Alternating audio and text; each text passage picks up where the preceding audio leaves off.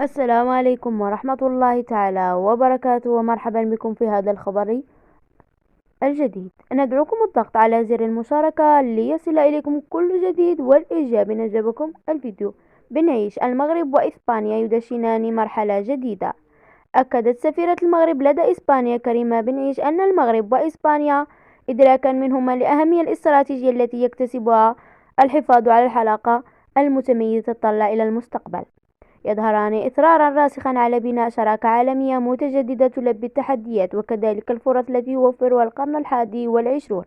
وأضافت بنعيش بمناسبة اجتماع رفيع المستوى المغرب إسبانيا الذي سينعقد يومي الأربعاء والخميس بالرباط أن المغرب وإسبانيا دولتان صديقتان وجارتان تشتركان في قيم ومصالح مشتركة وتستمران في العمل سويا قصد جعل علاقتهما نموذجا يحتذى به في جميع المجالات.